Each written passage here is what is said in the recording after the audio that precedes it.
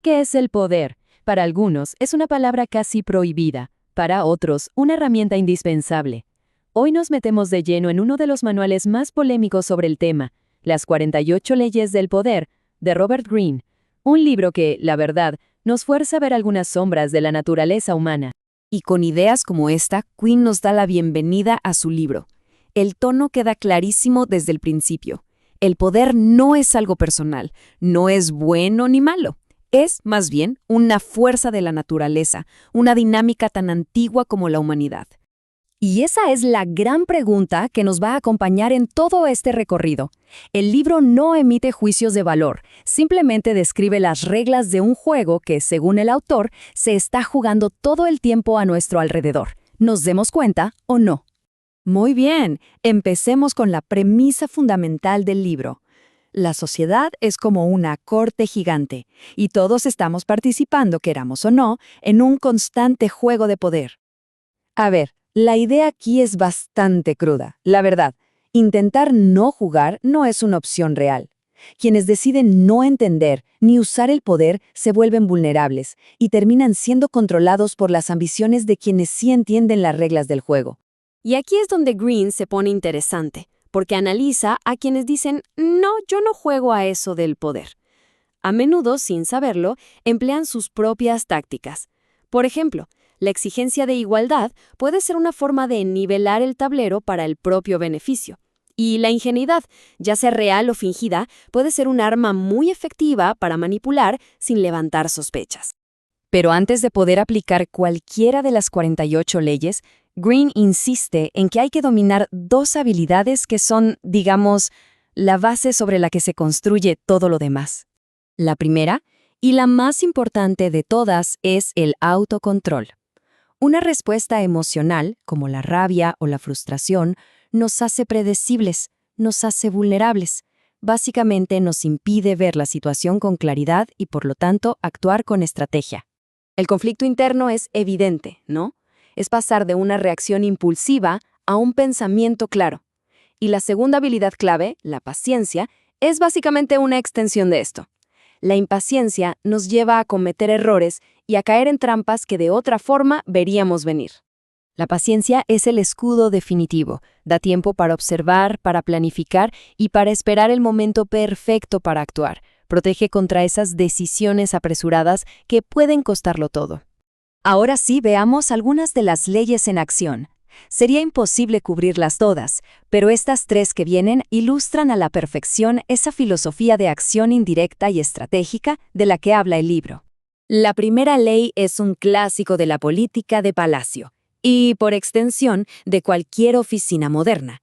La idea es simple, hay que hacer que los superiores se sientan seguros y brillantes.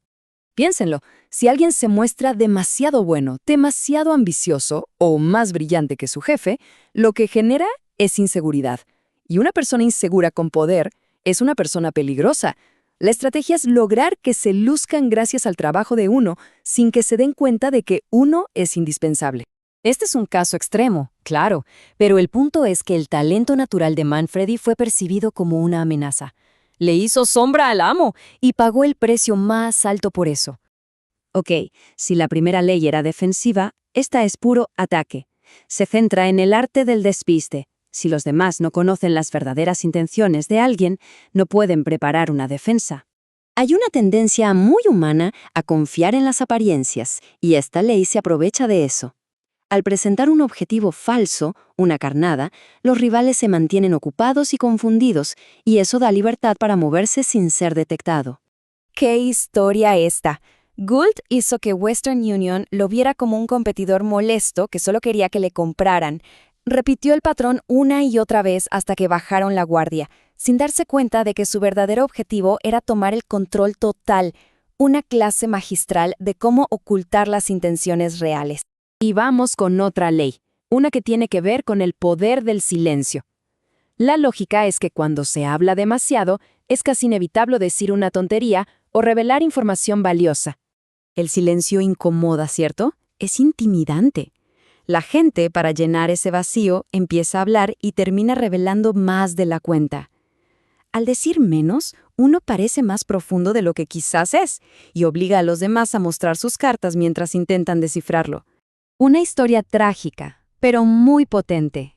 Rylev se había salvado por un golpe de suerte, pero una sola frase innecesaria, un comentario impulsivo, le costó la vida. Habló cuando el silencio lo habría salvado. Pero ojo, el poder no es un camino de rosas. Una de las trampas más grandes, según Green, es el aislamiento que muchas veces viene con el éxito.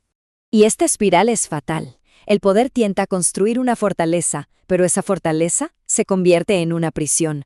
Al rodearse solo de gente que dice que sí a todo, se pierde el contacto con la realidad. La información vital deja de llegar, la paranoia se instala y la caída se vuelve inevitable, casi siempre por amenazas que nunca se vieron venir. Entonces, la gran pregunta es, ¿por qué un libro basado en cortesanos del Renacimiento y estrategas de la antigua China sigue siendo un éxito de ventas hoy en día? La respuesta es simple, muy simple, porque la naturaleza humana no ha cambiado en absoluto. Las dinámicas de poder que se veían en la corte de Luis XIV son las mismas que se ven hoy en una sala de juntas, en una campaña política o incluso en las redes sociales. El escenario es distinto, sí, pero el juego es el mismo. Y así cerramos el círculo, volviendo a la pregunta del principio, pero ahora con una nueva perspectiva. El libro no dice qué camino tomar, pero sí presenta una elección. Expone las reglas de este juego invisible y deja una pregunta en el aire. Sabiendo que estas reglas existen, la elección es entre jugar o ser una pieza en el juego de otro. La decisión, como siempre, es de cada uno.